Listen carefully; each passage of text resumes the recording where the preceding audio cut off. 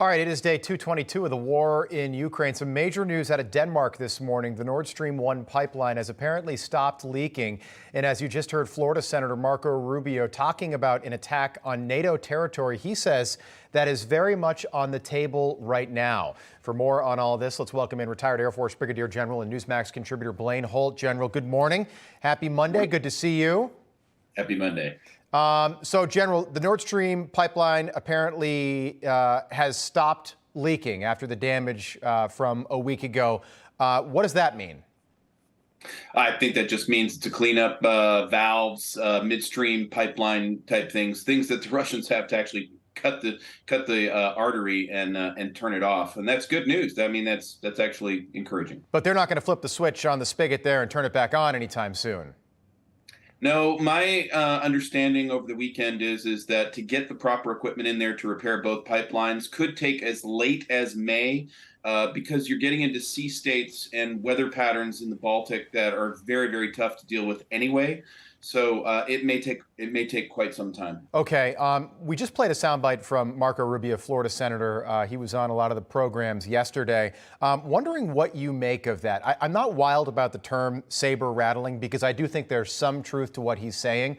And apparently a top Putin ally over the weekend said that he is encouraging Vladimir Putin to use tactical nuclear weapons. What do you make of that? Golly, let's back up 7 months. And if we could play this broadcast then, wouldn't we be shocked at the language we're using about tactical nukes, nuclear weapons, World War III?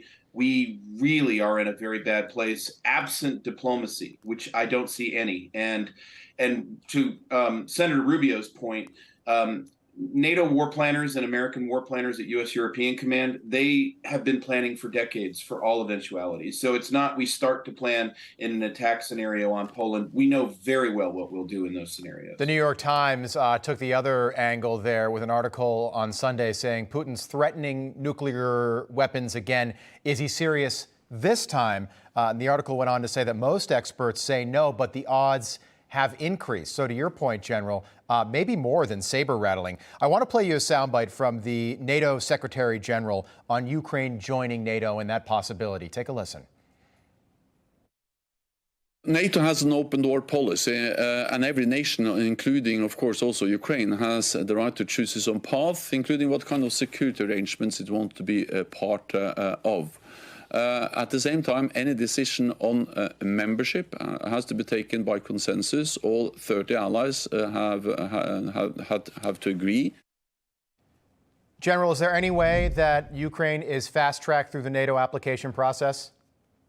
Not at this time. I do appreciate the General Secretary's measured diplomatic words about what can happen. But on the technical aspects of this, let's play this out a little bit. If Ukraine were to be granted emergency membership status right now, you essentially pull the entire alliance to an Article 5 commitment, and then we have an Article 5 war going on with Russia, which is in effect the precursor to World War III.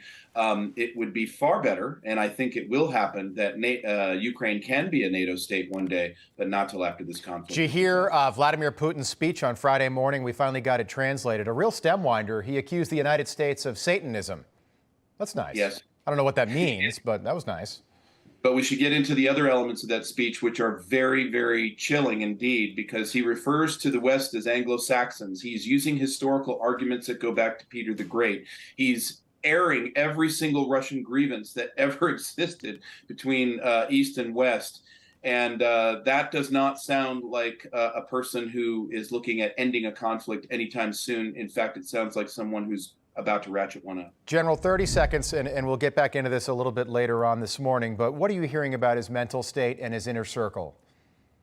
So mental state, we can't know for sure. There's obvious measures of irrationality with the stuff that he is saying. I'm more concerned that he's actually speaking to informed things that are being said to him.